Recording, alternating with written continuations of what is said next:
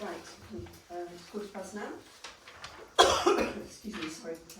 Okay, thank you very much. It's obviously March meeting already. I believe this meeting is being recorded again, is that right? I would like it noted that it is being recorded, but in Councillor Wilson is recording it in private capacity and it's not an official recording. So, straight to business. Apologies for absence. No more, Sir Paul. Okay. Any declarations of interest? You know the forms are there, please sign them as normal. So we've got the minutes of the last meeting, which was February the 12th, 4 weeks ago. So can we go through those page by page as well? Page 1, page 2. Yeah, just something on page 2, which is that I think it says in the minutes that having a biodiversity policy is a requirement for this size council. I think it's actually all councils, technically, but we were discussing council size as well. So. Page 3, page 4, and page 5. Can I sign those as a true accurate record? Okay, fine. Actually, I can't sign them afterwards. I'm in a bit of a rush today. It's my daughter's birthday, and I've not been at home. It's manic, and it's traditional that the mayor catches up at the town park after the meeting, sometimes the deputy mayor, and I do need to see Kath immediately after the meeting for a couple of matters. So I'll sign those then. I'm not going to sign them now at the same time. That's okay. Right, so then we come to matters arising. Alan caught my eye before we came in and said he'd like to raise something. So. Yeah, we can see from the February minutes I wasn't present, and this mention, as you mentioned this evening, about the meeting being recorded. My best understanding is... Susie, just come in. Did you want to wait till he comes in? Yeah. So I'm just thinking, no, otherwise we'll get started. No, that's all right.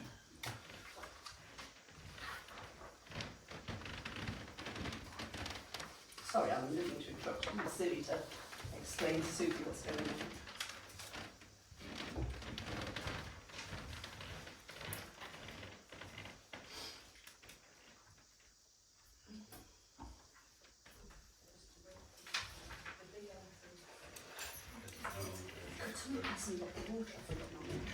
Sorry, doing fasting and things, so it's fasting and it's kind Thank you. Oh, of course. Are you okay, Sophie? Yeah. Right. Sophie, we had obviously just started, and we're just on matters arising, and Alan had wanted to say something else. Or we up to?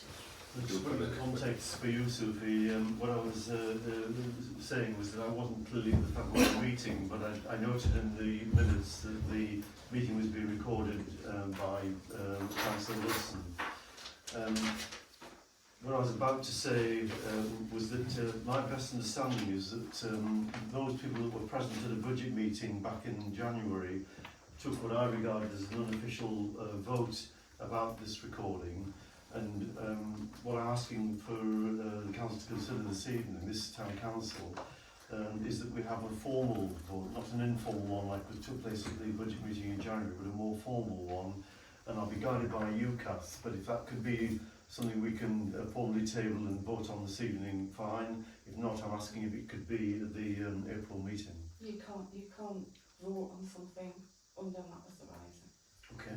Well, I'm asking if it could be on the agenda for, and I think it needs to be some sort of formal and properly drafted minute or motion or proposal, rather than just casual remarks from me or any other councillor around the table. But I'm happy to work on with you, Kath, and with you, Karen, on the drafting of it, so we've got a proper formal item. Obviously, when this thing is drafted, we have to bear in mind that there is a law that we cannot stop a recording. I understand that. So if Joe Public walks in now, they're entitled to record it, so we cannot stop the recording. But so in your wording, you've got to think of whatever's appropriate for that. So. I'll take advice, and I'll work with yourself and with Kath, and I'm asking that we have a formal. I want it formally on the agenda of the April meeting is what I'm requesting. Christine, did you have your hand up? Yeah.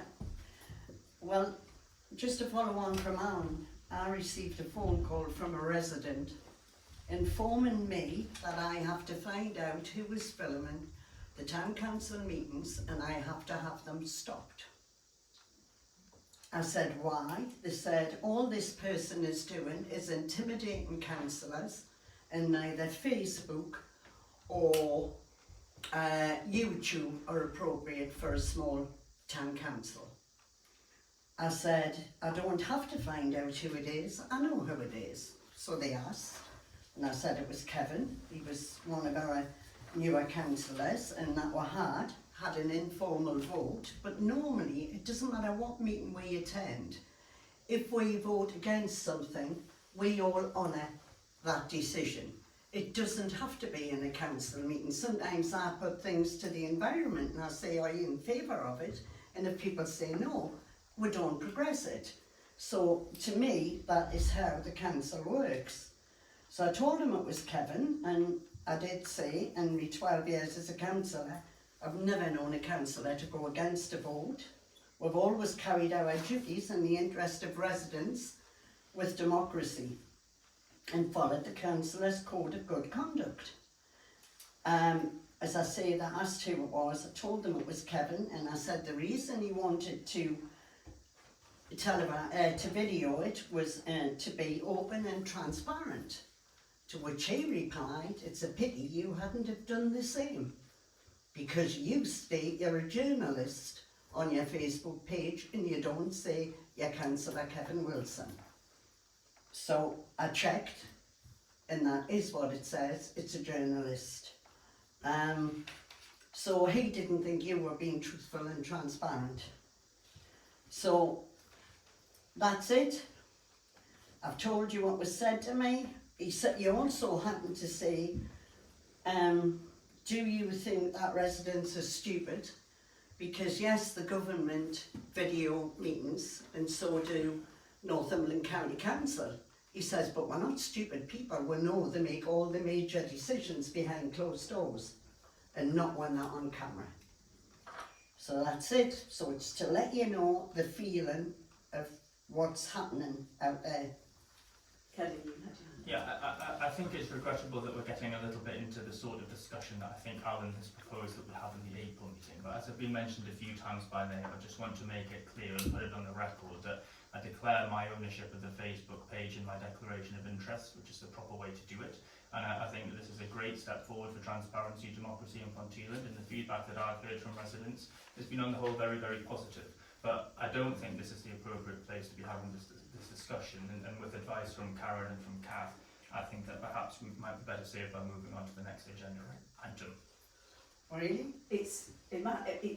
Obviously this has been raised, and obviously I've got plenty of people air their views on any concerns in these matters. So I think it's been raised, and I think maybe we could just draw it to a halt now. People have expressed their views.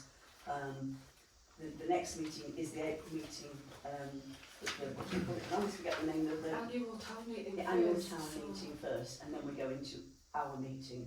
So obviously it's another five weeks. I think it is. I think it's actually 5 weeks. We've just had 4 weeks.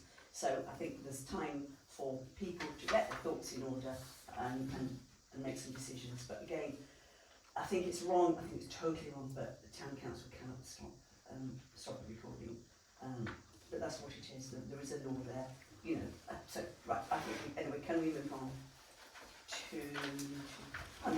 planning, and obviously info only. I don't know if the chair of planning wants to say anything.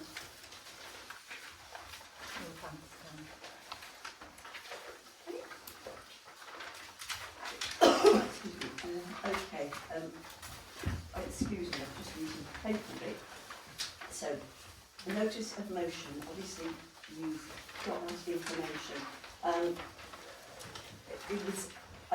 Before Kevin speaks, I just want to give a bit of background. You might think it's a bit strange that Kath, Alan and I met Faye and Daniel. I'll go into more details when Kevin's had a chance, because it's only fair that he has a chance to put this. But we were meeting Faye and Daniel anyway. We've had various bits of antisocial behaviour over the winter. We were trying to meet them. They've been very, very busy. Things are different with these. They've had a shake. They're not quite affecting. They're part of them all now. So when we saw something in Ponteland views about increasing antisocial behaviour, I wrote and I said, we really do need to have this meeting. So they came in Monday just after the agenda meeting, so we had a full meeting with them then. So that's the background as to why we were meeting them anyway. And so that's the background as to why we met them and our committee. So over to you, Kevin. Sure, so the detail of this proposal is as set out in the report and the motion, but in short I'm proposing that we create a free, informal online tool to try and help and improve the reporting of antisocial behaviour in the village. Thank you to Kath for working with me from an early stage of this idea to ensure we're discussing something that is feasible and useful to the village. I'll take questions at the end, of course, and I perhaps suggest that, Karen, maybe it might be best that after every 3 questions you come back to me to respond, but it's your meeting, however you want to handle that. So I think there are 3 main reasons why councillors should support this motion. First, under reporting... You are quite shouty at us, can you just... Sorry. There's a camera on, that's why. People did say, Richard, that it should be loud. Yeah, but I just feel... I know he's very emotional about it, and I just think... So first, under reporting of antisocial behaviour means that Ponteland isn't getting the resources that it needs. Home Office research suggests that many people don't report ASB because they think it's too minor or that nothing will be done. This leads to police data underrepresenting the problem, making it harder to justify extra resources. So imagine one of my residents in Henderson Court Care Home.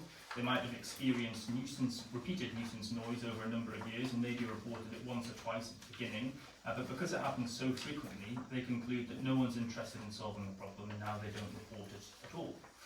So if this happens across the village, we're left with a false picture of the issue. So the tool that I'm proposing would capture these unreported incidents, allowing us to advocate for better interventions and acknowledging the cumulative impact that antisocial behaviour can have on our residents. Second, the Town Council already plays a role in tackling crime, and this tool strengthens our efforts. We funded CCTV, youth services and other initiatives because we know that these things make a difference. But without data, how do we know where interventions are most needed? This tool ensures that our decisions are based on evidence rather than our hunches about where the problem areas are. If reports show persistent ASB near a particular part of the park, we could target that area with extra resources. So it's a simple, logical extension of what we already do. Third and finally, this tool strengthens our ability to engage with the police and advocate for Ponteland. While the tool is primarily for the Town Council's use, I think it also provides structured, community-backed data for discussions with Northumberland Police. Right now, they tell us that Ponteland doesn't have enough reported crime to justify extra attention. But what if we could show them dozens of incidents that never actually made it into their system in the first place? I think that's a powerful argument for a stronger, more frequent police presence in Ponteland. Additionally, if councillors want to take this a step further, there is an amendment to this motion which proposes creating a community safety working group to liaise this data, liaise with the police and organise public meetings. Given how frequently residents raise concerns about antisocial behaviour and crime, this could be a useful way to keep community safety a priority. But depending on how the discussion goes this evening, either will or won't move that amendment. So this motion is a practical, no-cost solution to a real issue. It will help us capture unreported incidents to get the resources we deserve. It strengthens our existing crime prevention efforts with evidence-based decisions, and it gives us powerful data to engage more effectively with the police. So I hope that colleagues will support the motion. Thank you very much. Right, can I just, as Mayor, just a couple of things. I think being unfair, I think being totally unfair saying we are basing our reaction on hunches. We have a big team out there, a team out there led by Ian, obviously the staffing office. Ian knows Ponteland. It's a town, it's not a village, it's a town. He knows the town very, very well. He has a lot of contacts out there, so we are made aware of things. As councillors, we're made aware. And we do. Unfortunately, we haven't been able to meet the police for a little while, but we will be meeting the police more. I won't be mayor from May, but whoever is mayor, hopefully will be meeting the police more frequently. So we did meet the police. They are very concerned because we've done a lot of information sharing in the past. When the previous community officer was here, we did meet him fairly frequently, and he had monthly surgeries, we know whatever you'd like to call them. They've not been able to recently because they've changed the hub. They're now Morpeth. However, Faye was saying that they've now got right. So they're aware of incidents, and because of the things they have raised, because of their concerns, they're now going to be able to restart these things. And the good news for us, that's someone they were very pleased to meet us, is that the new community support officers are actually in training now. It's, what did you say, it was an 18? I think it said it was an 18-week training thing. They're not, he's not sure how far through the 18, but when this officer is appointed, he or she will be appointed to Ponteland, so we'll be back to the strength that we had before. So that's really great news. He said, Faye and Daniel said, this, we did raise Kevin's issue later, but this was before, you know, we'd spoken about Kevin. This was just a meeting, let's say, before the three of us and those two, the two police officers had. They said that there was a real concern about lack of reporting in the area, and that lack of reporting was a potential reason for delay in getting a CSO. And he said, as Ken points out, reporting does prove a demand for more police. But we then at this time raised, we said, well, actually, don't we, you know, this is, we're going to have to say something that's going to be happening. And they say they don't like these things, the police don't like these things, because people won't report things, and the figures don't add up. It also delays things. And they talked about someone being attacked who didn't phone the police. It would have been a 999 call, the police would have been there. They're pretty certain who it was, and if this person had actually phoned the police, they could have got there and potentially arrested this individual. But she said that not reporting can delay. She said people aren't aware, and they will try to mention this again. They have mentioned it in their column in Ponteland Park, which is a wonderful resource. Obviously, we're very lucky that we can produce this. That, you know, you can go on Facebook, Instagram, all the normal things. 111, you can record. You know, there's a lot of ways of contacting the police. Sadly, and he said himself, 111, they're getting more people to answer the phones, but there's never enough, obviously. And they were saying, please don't do this. People think something's going to be done about it. People need to report to them. It delays them knowing, it delays justice. Also, they are concerned with these things that they raised, what was the word, false promises. You know, we'll do something about it, it'll be great. And they can only do what they can do. And they're concerned for false promises. Just notes from what Kevin said, this is just me, my notes, obviously everyone else can do it in a minute. When you say no cost, there is cost. It's time, and it's money in setting up. This is my... Anyway, enough from me, so please, someone else do it. Alan, and then Lyle. I think we're just to start with this.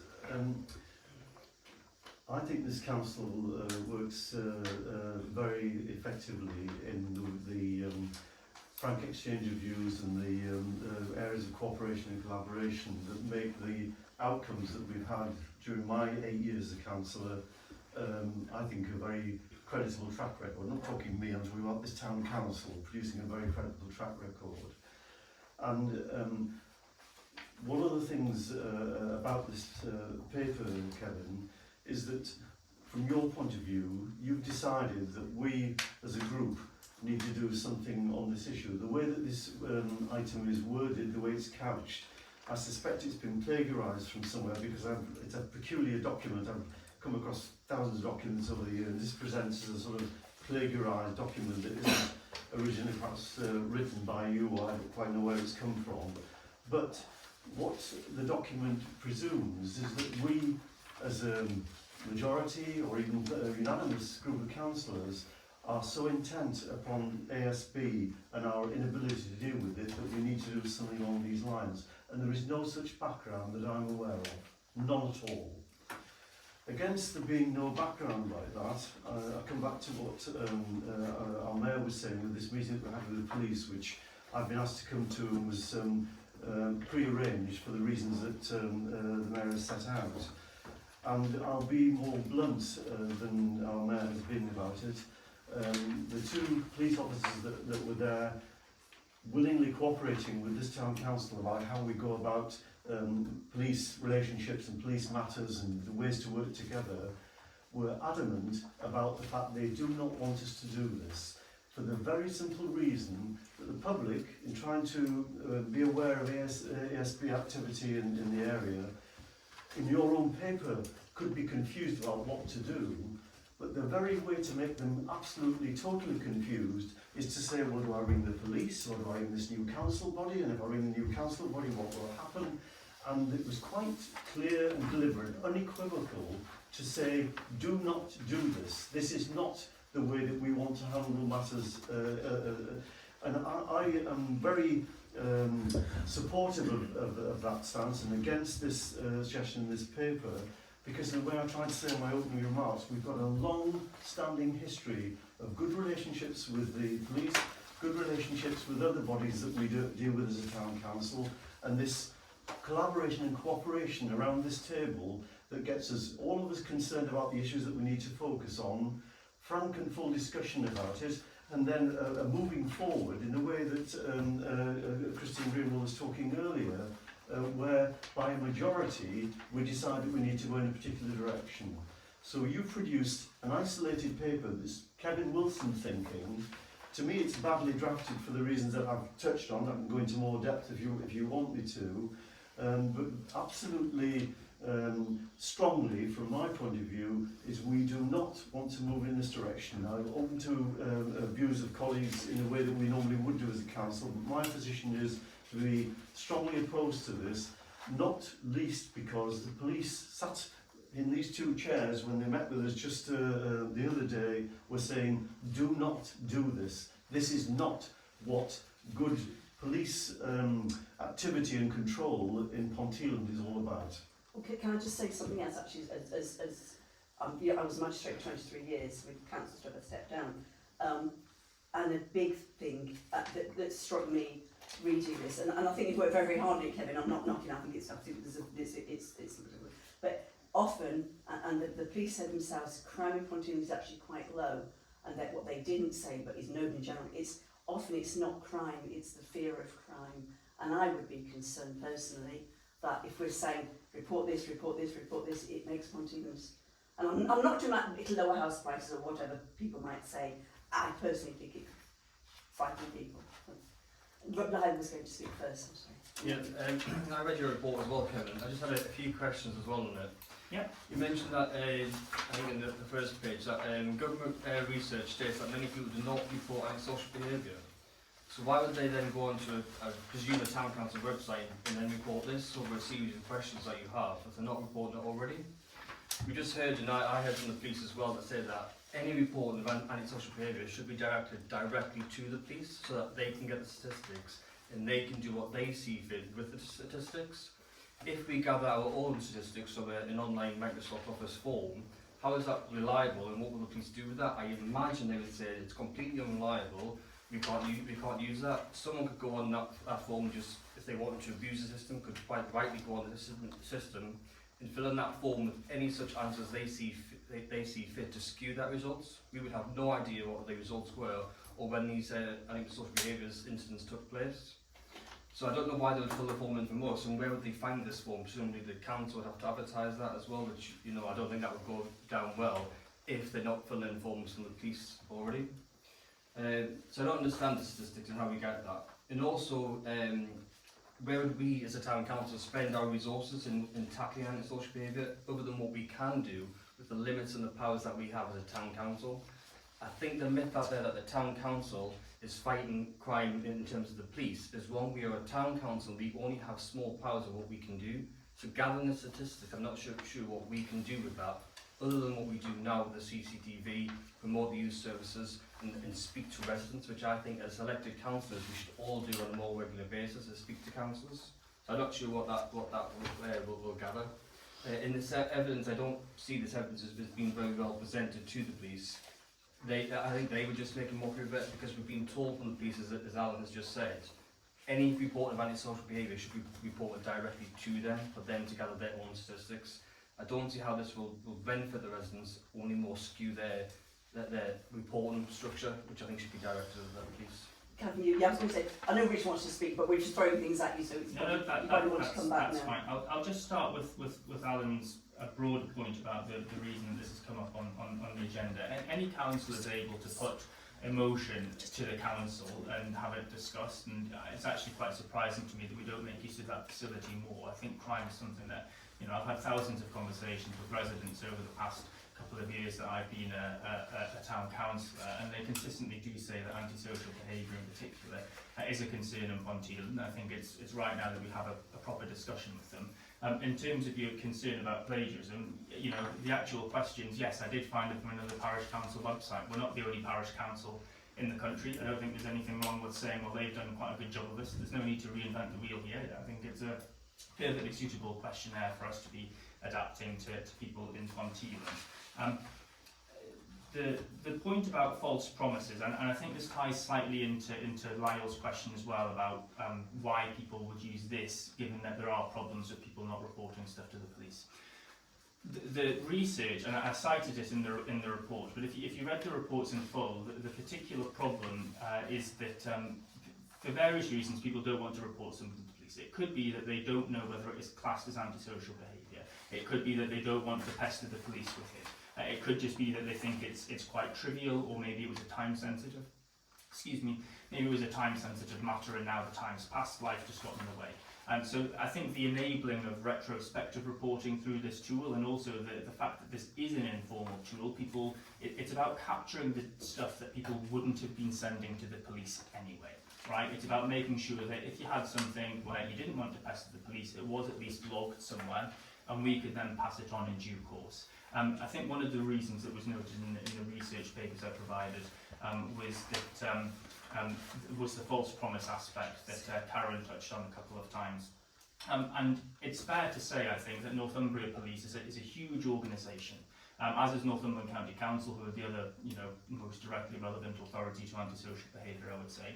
But they operate on big geographic scales, and it is fundamentally the case that crime and antisocial behaviour aren't as big an issue as they are in Ponteland, as they are in the city centres on a Friday and Saturday night. And Northumbria Police, Northumberland County Council will take resourcing decisions according to that, and it's quite right that they do. They've got their own set of priorities. But we also do some things. We fund CCTV, we fund a youth centre, etc. So it's about making sure that as the only organisation solely focused on improving the lives of people in Ponteland, that we've got a bank of data to base the decisions that we can make on. And hopefully, in a sort of dream world, I'm hoping that what might happen is that lots of people start using this tool, they report it, and they say, well, actually, antisocial behaviour is, you know, it's a problem in Merton Way, yes, but it's a problem in a couple of residential areas as well. And maybe we then go, oh, well, actually, maybe we should look at changing the youth service from being something that's based purely at Merton Hall to perhaps some sort of travelling van, which I've seen that other councils have, that can get into the areas where it's actually causing a problem. And the hope there is that residents will go, well, you know what, I reported this to the town council, they did have a meeting about it, they used it to organise a meeting with the police, similar to what we did last year when there was the spate of burglaries in Ponteland. And I have seen now that there is some progress being made. So it is about restoring that sense of something will actually get done, which I think has been noted in the research is a real blocker it's one of the reasons why people don't report things. So it's about trying to stop that problem, basically. So I've got Richard, Sue and Christine, sorry. Yeah, I remember when we co-opted you onto here, Kevin, Vienna, 2 years ago, whatever it was, you brought out a similar Facebook page about the police, and the police advised us against it because you said you wanted everyone to report the crimes to yourself. And at the time, it was the target of Alexander Isak and other sort of footballers from, you know, and I think the court, you know, this is not about targeting Premiership footballers at all. You know, we all know we've got these little bits of, we've got cameras up that wear different things. And the way I see this, we've got 2 or 3 different options. One is we either put it to the vote and chuck it out, or pass it, or we pass it down to the normal process would be you pass it to a working group that delve into this to see, is it a clear, where are the examples, where is it a, you know, we even have further contact with the police, and we do that because at the end of the day we've only got 2 more meetings of this council left, and we move into a new council where, you know, newer members might just say that's a cracking idea or it's absolute whatever. So that I think we've got those 3 options.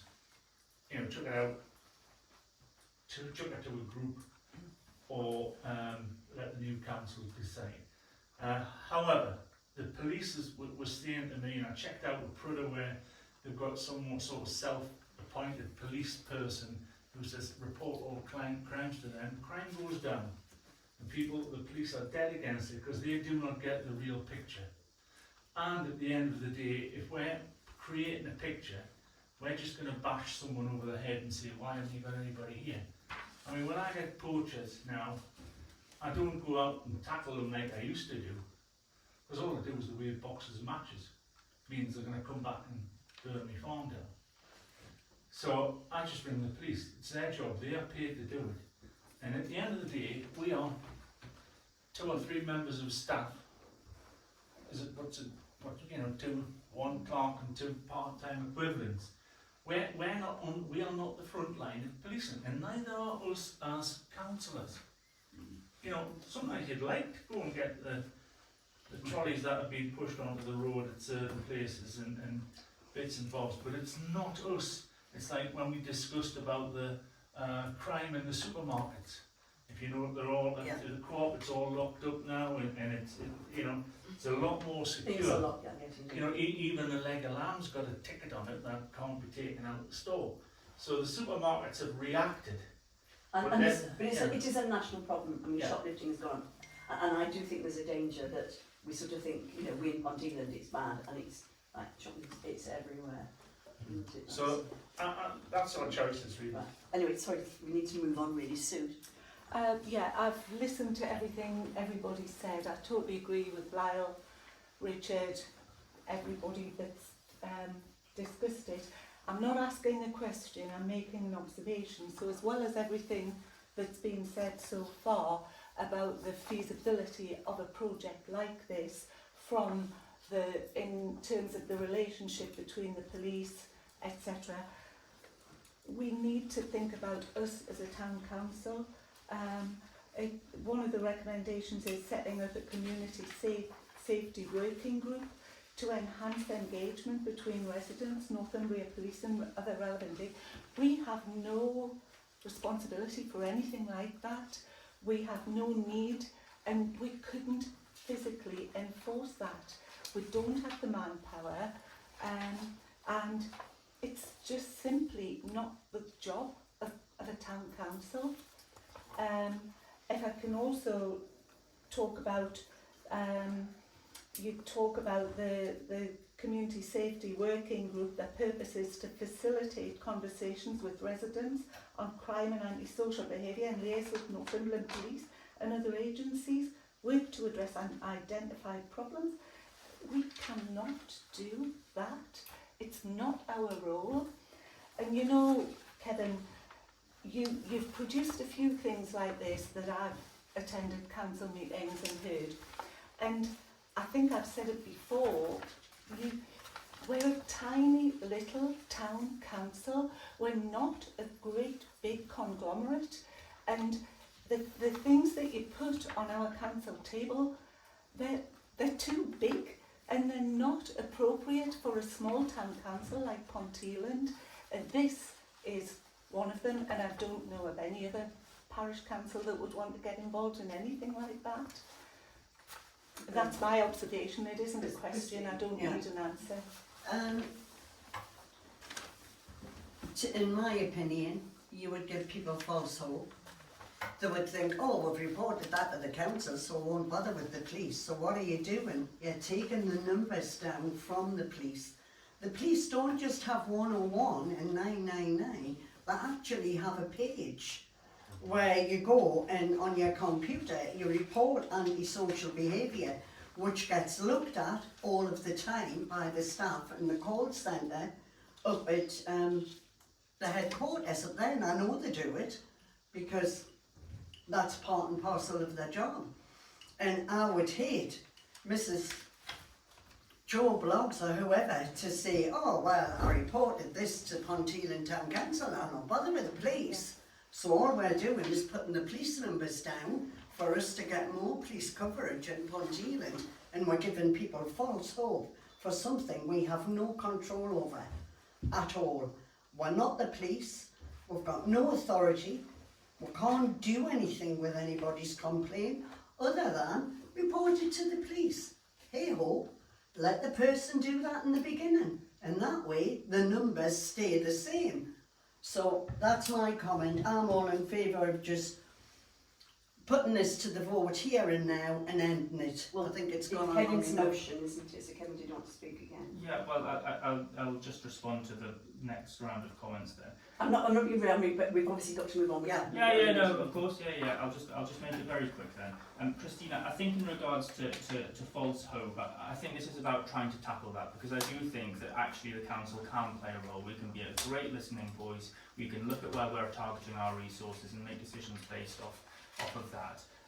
There was talk about bringing the numbers down, but you know, as mentioned in the report, Northumbria Police are saying that recorded incidents of antisocial behaviour are down 13% from the past year, but at the same time, when you actually go out and ask residents what their experience of crime is, antisocial behaviour is actually marginally on the up. So it's already the case that people aren't reporting stuff to the police. This is actually about trying to do something to plug that gap, to give people a way of reporting stuff that for whatever reason they are increasingly choosing not to report to the police. But are you not better saying to that resident, I'm sorry, as a councillor, I can't do anything about that. My advice to you is to report it to the police. And then it's going through the right channel. I think as well, I mean, just thinking with the former magistrate's hat on, people's view of what antisocial behaviour is, it's what is actually an offence. And if I have a friend who is battling because the local dog walker thinks her tree is a dog by Christmas tree, and you know, it's not an offence. No. You know, so to her it is antisocial behaviour, but we cannot do anything about it. No, Now, so Karen, but I think what my tool is trying to do, if I could just try and quickly sum up, I think what my tool is trying to do is it might also help give people a sense of perspective on the sorts of things that people are reporting as antisocial behaviour, and then when we look at it as a town council, we can sort of come to a considered decision as to actually is this something, or was this a bit of a spur of the moment thing because someone was angry and then fired off a report very quickly because they didn't like what had happened. So I think actually, you know, I appreciate that concern exists. I think this is actually in some ways about countering that. Sue, you mentioned that we've got no responsibility to organise any of these sorts of things. You made a valid point though, so I'll respond to it quickly. Which is that last year we did actually facilitate a conversation between residents and the police in response to the spate of burglaries that was happening in Darras Hall, and that was a very, very useful talking point for residents to give reassurance. If I had to offer any criticism of that meeting, it was that it was very, very a one-way conversation, I would say, and it was the police had come to us and said, please organise this meeting because we want to talk specifically about this issue. It's a great starting point. My hope would be that if we pass this motion and we have this tool, we might be able to, in a couple of months' time, organise another such meeting, but say these are the issues that residents have got that they are very, very concerned about. In terms of the resourcing point, this will take all of about half an hour to set up, and then however often it is that we want to look at it, it will take all of 5 minutes to print off an automatically generated report. If we see, I'll finish my points if that's okay, Karen. If we're seriously saying that we don't have capacity as a town council, we're not saying we don't have the capacity. No, but if we're saying that that's a genuine concern, though, that we're so small that we can't spend the time to do that, then I think we really need to consider, the staffing committee should really consider discussing that. We haven't said that. To be fair, we have not said that we couldn't. No. We haven't. I just don't agree with the whole thing. You said that there was a cost. There was no cost, and I said there is a cost. Yeah, which is okay. We Yeah, don't have the right level of expertise in here to make decisions about what is. If this happened and things were reported to us, we can't make the decision as to whether that's antisocial behaviour, what scale of importance that warrants by being informed, notified to the Totally, police. but what we We can can't do do that. as community We couldn't representatives... take the responsibility for it in But what we case can do anything as went community wrong. representatives, though, is listen to what our residents are saying what they particularly impacts them and how it makes them feel, because that is one of the questions in the questionnaire, is please rate how strongly this made you feel. Alan, I'm going to have to move So on can I fairly just, there was a point that quickly, Richard made as well, which was about the Facebook group, and I hear your concern about that. It wasn't about wanting people to report crimes and antisocial behaviour to me, it was an attempt to create an online version of Neighbourhood Watch, which is a tried and tested thing that works. However, the key difference between... the key difference between the Facebook group that I'd originally proposed and looked into setting up a couple of years ago and this is that would have been a semi-public forum, and there was capacity for some sorts of piles on that you sometimes see and which wouldn't be appropriate. This is about us having private data that isn't shared, so it would reduce that sort of risk of people playing telephone. I'm going to have to move this on because That's we really fine. don't have time. So, is it something that you're wanting to quickly say, Alan? Did you? I'll leave it. Well, Alan, Kevin, do you want to put your motion? So, sorry, Christine, did you? Just one quick supportive statement as I support the concerns around here. We've looked at this in the past. In my time, coming up to 15 years, we have looked at this. Antisocial behaviour rises and falls over the years, and we've looked at it and we thought the town council, we didn't have the remit, it wasn't the proper approach, and we did manage to, at the time there was a bit more levels of policing nearer, more local, and we did involve the police more, so that's going to happen anyway. It's happened already and it can continue to happen, which I think is more the way forward. Yeah. Do you want to put your motion, Kevin? I would like to put a motion, yes. Right, do you want to... You're saying that you want us to accept this report? Yes, please. Right, have you got a seconder? Rosie. Right, those in favour? Can I have a named vote, please, Kath? You need... I don't actually. In the standing orders for the town council, any You one generally need councillor, about any one councillor in the standing orders for this council can request a I'll named make a vote. statement after we have the vote, just because I think we're going to have to sharpen up. If we're going to have motion after motion to this council, there are rules and regs, and as a former business chair of the council,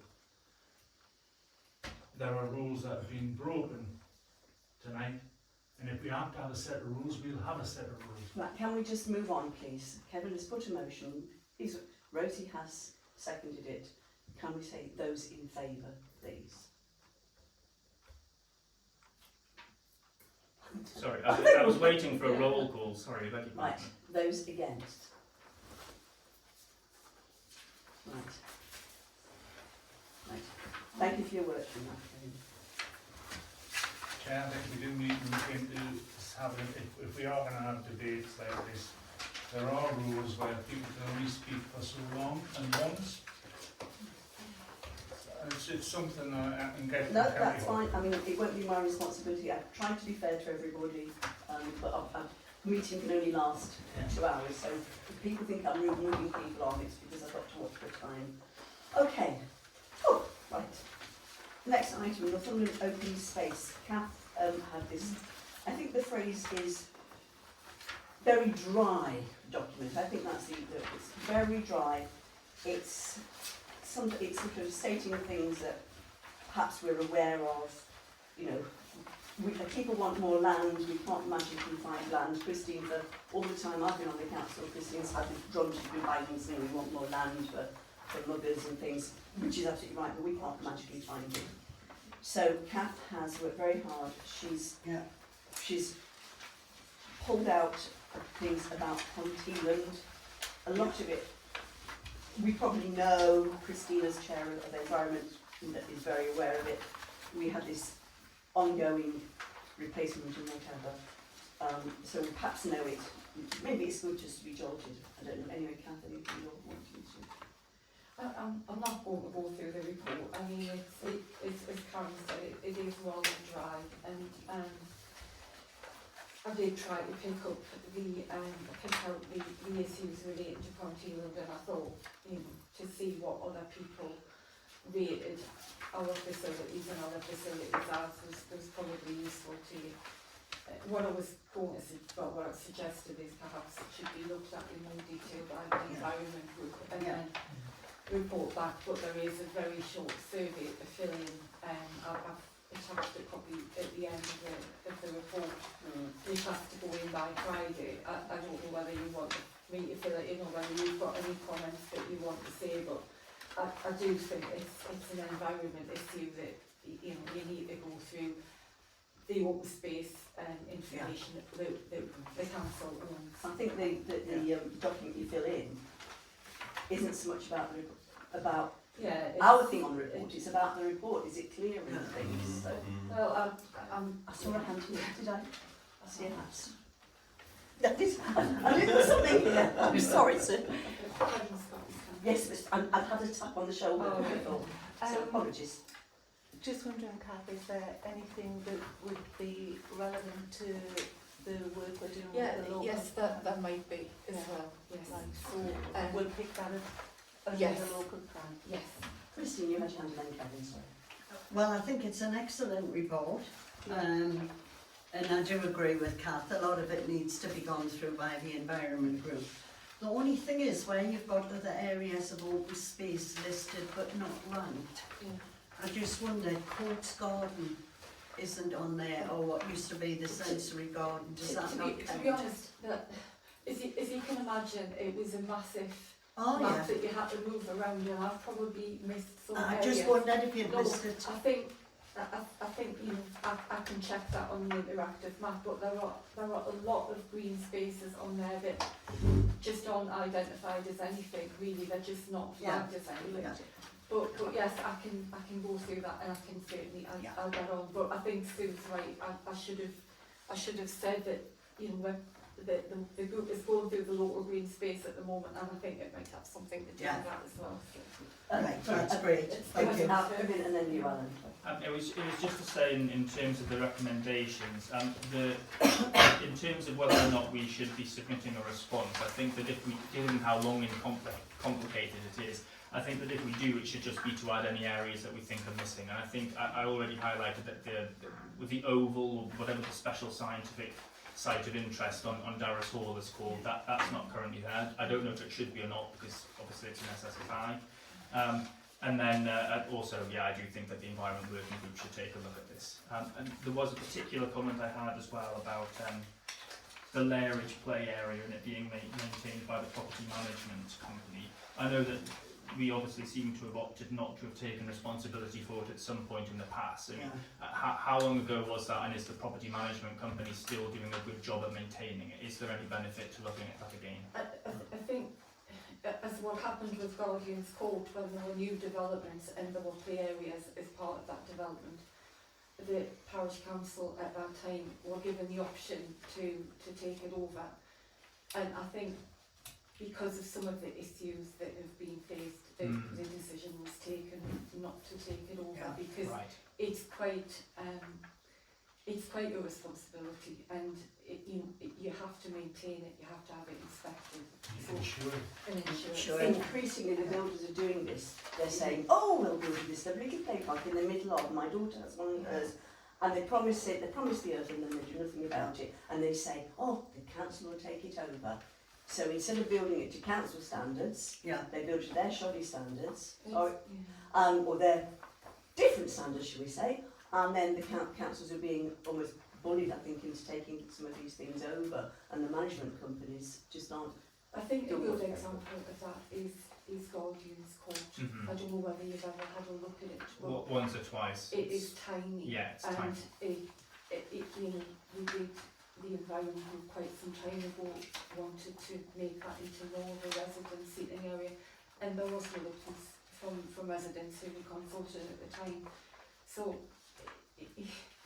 I think it's just a change of stance by the town council that they're not really prepared to take these over because of the ongoing costs and maintenance and manpower to inspect them, and if there's an accident, we're liable. So I think that's, if that answers the question, that's the reason. Absolutely huge report, 232 pages, takes a huge amount of reading, and credit to you, Kath, that you've waded through this to try and produce this summary which tries to let us as councillors know what this is all about. It's a valuable piece of work, but it's impossible with the size and scale of this small town council to do some sort of comprehensive response in what's a very tight time window given on this consultation document. I think what we should do is, in line with what's been suggested, is refer it to the Environment Committee to consider in more detail. It does touch on the neighbourhood plan, and we can try to capture that in the work that we're doing on revising the neighbourhood plan. I think we should, with it being a deadline of Friday, put a very brief acknowledgement in to thank the people for this report and to indicate that there's some interesting observations and areas of interest that we can have more time to delve into later. And I think we should just be trying to acknowledge that in a way, just to recognise the fact that we've been given this document, and it's trying to help us about assessing our current situation, what we cannot or cannot do to improve things. I just think we should acknowledge that in some sort of formal way, just a very, very short formal way. Richard? If we are to pass this down, as the normal path to the environment working group, can you also look at, because it's about land ownership, can we have a look at, because someone was trying to nick land off us up Burney Hill way a bit ago, a decade ago, and we've had this interesting bit on next to the park, where someone's claimed and built. Can we just extend that to make sure we've crossed our I's, dot the C's or whatever, just to make sure we have what we have and it's ours? Because land is valuable and it doesn't run, and somebody will always try to have. Yes. Right. No. Right, so, pardon me, so we have the two only.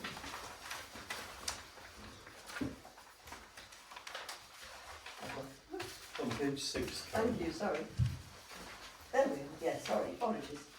Okay, we've got the two recommendations. The first is the council is asked to consider the report and decide if they want to submit a response. So, do we want to submit a response? I mean, it's talking about methodology and things, it's not Yeah. anything. So, Christine, you're going to propose that? I would say yes. Yeah, I propose we say yes and submit I'll a second report. it then. Those in favour of submitting the response? Excellent, thank you very much. And the second one is basically, do we want the working party to consider what's in this report? Yeah. So, Can I add the neighbourhood plan group into there as well? Yes, The yes, plan yeah, committee? yes. Thank you. so Christine, will you propose that again? Yeah. Will you proposing that? And Okay. secondly, those in favour then? Thank you. Let's sort of rush things on. Okay, we've done that tree work in the park.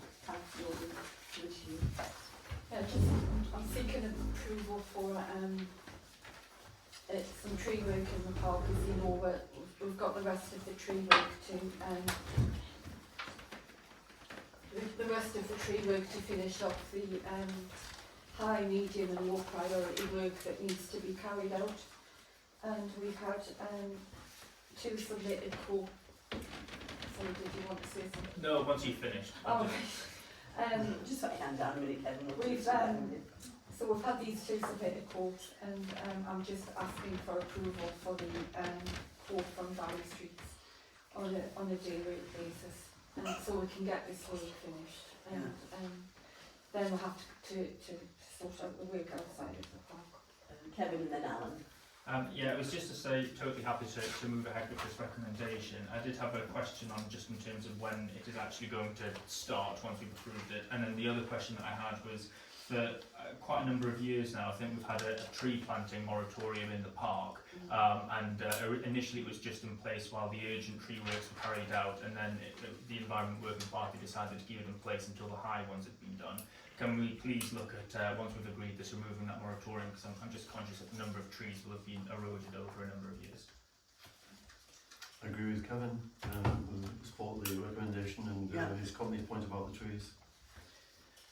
I mean, in terms of when it's going to be carried out, the day rate basis will probably mean we might get in 1 or 2 days a month, and a lot of the trees are dead. There'll not be anything in them. But the tree surgeons did do some work last spring, summer, and autumn. But they always check beforehand. So you know, I don't want you to be concerned that we're going to be felling trees that are full of nesting birds, but certainly the priority is to get the dead ash trees down. And I think perhaps the moratorium needs to be considered, perhaps at an environment where they can actually look at, you know, in more detail about trees. Perhaps that would ask Christine to make sure that's on the list. Well, the reason I haven't looked at it just now is because we can't really look at anything until the trees are gone, because you don't know where the spaces are going to be that suddenly have got no trees. So we haven't looked at it, we've discussed it, but it's pointless looking at it until the trees are gone, and then we can look at where we need to plant them. I think Sue wants to speak. The moratorium was put in place because of all the people who were wanting to adopt trees for the, and it was causing problems with the grass cutting because the trees were being damaged, and then people were complaining because their tree was dying. But I think it's a totally different situation now because we've had this ash dieback. We have lost trees, and I think it's probably appropriate to replace them. And we did have the fund for every tree that was felled. We put the money away. I personally, just on a personal point of view, wouldn't want memorial trees again. No. Because it's... Opening the floodgates. Well, it caused all of those problems. You've no idea, you weren't here, Kevin, but you've no idea the complaints you get because it's somebody's paid for that tree, and then if the tree died, they expected us to replace it. So it was an ongoing thing, so I would hate to start that again. But we've got plenty of people who want to donate trees anyway. The Rotary offered to donate trees. Northumberland County Council are donating trees. So let's see how that works in the future. So it'll be discussed. But I think this is the furthest that this council is going to be. It's the furthest you've ever gone with your tree management in the park. Because it's a long, laborious process to get the approvals and everything. So to actually complete everything in the report is going to be a great achievement. But we'll probably then have to get another report on that's next year. Well, I personally would like to go with the recommendation, but I do think we should also agree with the recommendation where Kath can spend up to £10,000. Because you don't want it coming back to council, because we're getting too near to birds' nesting and stuff like that. Happy to second it. Kevin's going to second that, and those in favour of the recommendation as it's written. It's a good one. Thank you. Right, excellent. Thank you very much. Cemetery, which is 2 recommendations. Christine, is it your baby yet? Yes, due to the fact that we hadn't had a meeting for a very long time, but I did explain to the people on the committee that I have met with Kath and Ian and even the police up at the cemetery when we had, as you know, problems up there. So it's not that the cemetery was being ignored, but the cemetery, out of everything, tends to run itself along with Kath and Northumberland County Council. There's not really a lot we can do. But we have had, I don't think we've got any recommendations. 2, I think. So. Proposed fees. Page 5. The schedule of proposed fees. Right. We don't have to be involved with it. I thought you meant we had another recommendation, but there's lots of things going to be happening in the cemetery with fencing getting painted and gates being repainted and the shelters being looked at, and it's going to be have PVC around it, black. So there's lots of work Kath's got. She might want to give you an update, do we, Kath? But the new fence has been put up at the front. It's ready to be painted. I don't want you to think that nothing happens there because you haven't met. It does happen. There's stuff happening there all the time. The UPVC, unfortunately, it looks like it's been let down again. So I think Ian's thinking of buying the materials and them doing it themselves, because it's just a cover up of the wood. It's not, it's not like double glazing or anything. No. So I think that's going to happen anyway. I think we've just got to take it into our own hands and get that done. But it is looking quite smart. So Good. yeah. I'll have to have a trip back up. So these are not formal recommendations. The fees and charges have to be agreed by the council. So I've attached a copy at the back. At the back of the report. Well, not quite the back of the report. Do you need Christine to propose it as chair or? No, it's there for approval. So somebody moves it and seconds it. And if you Okay. So, agree, right, so I have to get this out. Christine, to you're the- proposing that? Yeah, I'll propose it. Just to give you a little bit of background, Kath did show us different fees and that parishes are charging, and I'm happy to say we're in line with most of them. And that was why we went for the 25-26 for residents and non-residents. It also keeps us in line with everybody else. So I'm proposing that you agree And I'll second these it. figures. Okay, those in favour then, please. Thank you. Thank you very much. Thank you. I've just submitted the secretary regulations for information. There's been a few changes made. One item's been crossed out and there's a couple of new items shown in red there. They're just for information. Yeah. Also to note as well, the taxis do continue to park outside there as well, so there's a nuisance for people wanting to get in there. There are myself and other people trying to tackle that area, but Yes, they won't move on. You know, I think it's inconsiderate, but it's across the B&Bs and towards the cemetery as well, so I'll continue to try and tackle that as I well. tried to go into my drive at 7:45 yesterday morning with my children, and the taxi driver was there, sitting there, and I said, "You're blocking my drive." I said, "You're not allowed to park here, you know." And he just said, "I'm waiting for the lady in that house." Oh, I am that lady. Yeah. And he just wouldn't move on. I thought, "You'll have to do this. This is my home, and I've got 2 children." Just, So that's terrible. Can you just put red line on there? there's things that were in the pipeline that we can do around the cemetery area anyway. Yeah. Yeah. Don't make forklift for me. Set my grandson on him, that would have stopped him. Being known. Okay, over to highways. Excuse me. Alan, over to you. Right, thank you, Lady Mayor. Meeting, as you can see, on 27th of February. A lot of information covered in the report, which I'm sure you've all read through. Characterise the report as focusing on this huge problem we have at Prestwick Road Ends.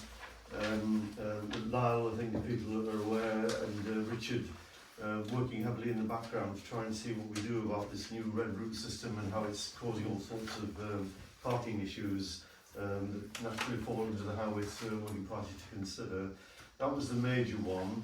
There are a lot of other issues that need progressing, and you'll see from the minutes that Kath prepared that Richard McKenzie, that's always an invaluable help when he can get to these meetings.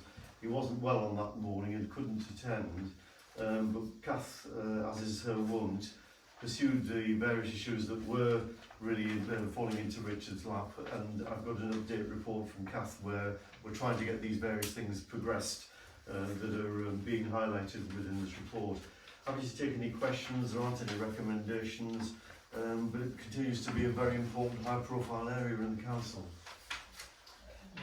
2 points, if that's all right. Speeding issues on Cheviot Way raised by a resident. They wanted another speed indicator device installed.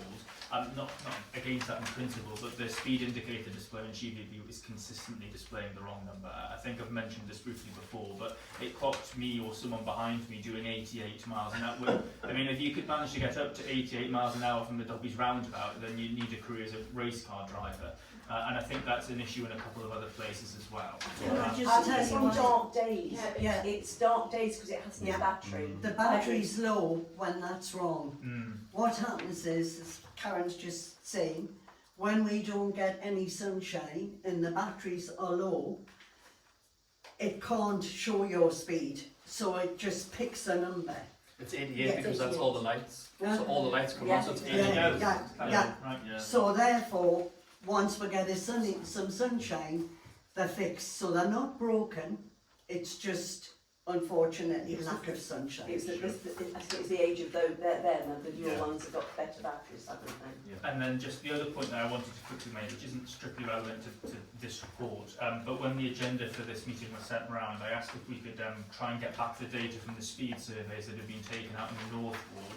I just wonder if we did get that data in the end. And I actually think that it might be good practice if we could just routinely ask NCC for that data to be made available to us and ultimately to the public as well, perhaps via our website.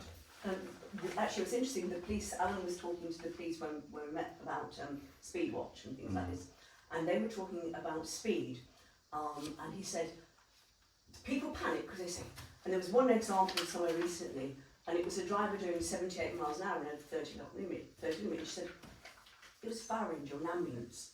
So she said, it's important you look at median, because there's always the exception. She said, it could have been me driving a police car at that time, because the emergency, it's always this panic, it was doing a certain speed, and there could well have been a reason. So you can't say, drivers in Darrison are driving at 80 miles an hour, because it could have been someone saving someone's life. And I think that, and she was saying, this is what the police have to try to remind people, that it's the median speed. And I thought that was a very interesting point. It was, and you're actually recording what was noted by the police when we met.